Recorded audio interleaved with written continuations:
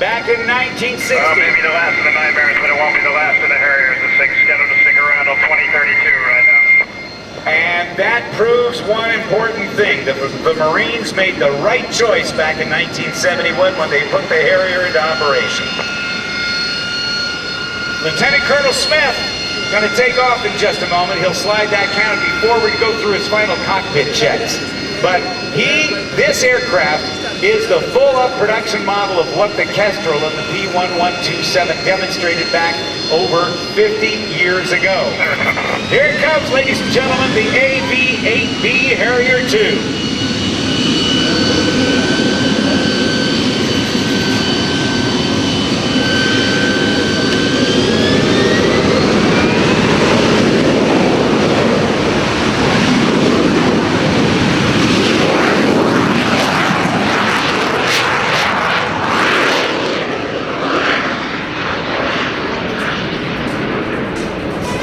The original prototype Harrier, the Kestrel and the P1127, had a Rolls-Royce Pegasus engine that generated about 10,000 pounds of thrust.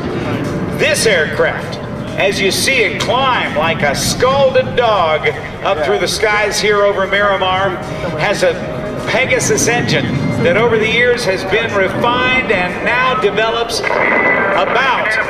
Left to right, or across stage center from your right here. Copy that, sir. Now generates in the neighborhood of 23,000 pounds of thrust and can travel at speeds just approaching the speed of sound. It doesn't have to go that fast because its job is to support the troops on the ground. And the short vertical takeoff and landing capability of the Harrier lets it operate from forward positions much closer to the battle, where the armorers and those maintaining it can get much closer to the battle and keep it in the fight longer. Here is the photo pass of the Harrier.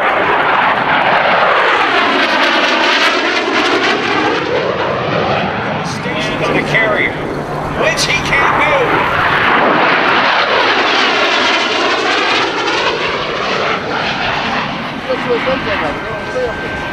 The Marines love this airplane. And there is another aircraft being designed for the Marine Corps. That next generation Lightning II that eventually is expected to take the place of this airplane, but I'm not sure it's going to happen. At least not really soon. Colonel, you're going to make it dance for us tonight?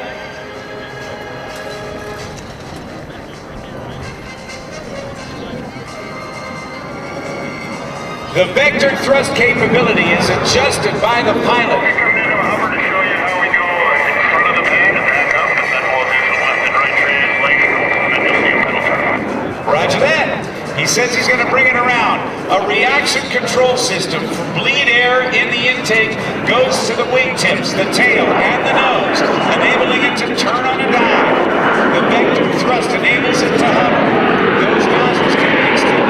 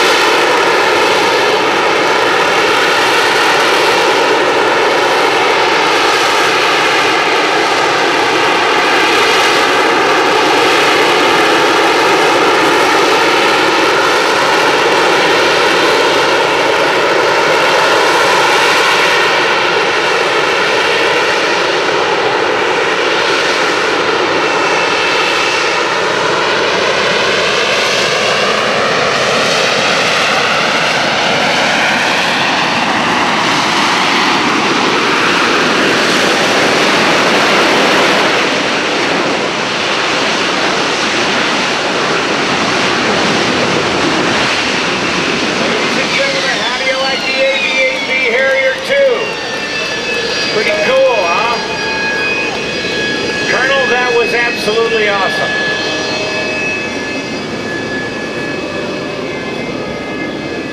Now, and sometimes during warmer days, when they need to develop a lot of extra thrust, they do something that's called water injection. That happens in some piston engines as well, but in this one, the Harrier contains about 100 gallons of distilled water, and when it needs it, it injects water into the combustion chamber to cool it to make the engine burn more efficiently, or water on it to make it run better. We'll take a look as it gets ready to lift off. You might see some black smoke, and that is what shows up when they're pouring water. Very good. You're going to put some water in it, sir? Absolutely. All right. He's going to put some water in it. You'll be able to see the smoke coming from the engine. Vertical. Take off, and then a fast climb out.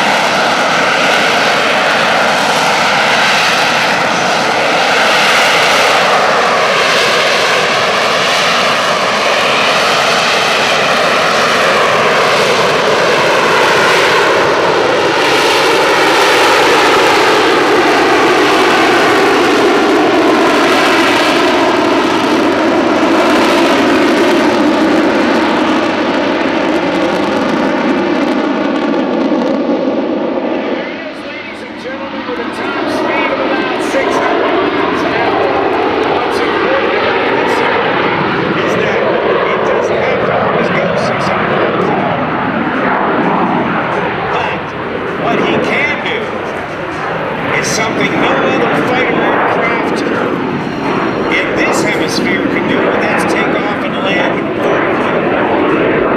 Coming up for the final hover. Captain, we're looking forward to that. It's awesome. Let's see, Colonel.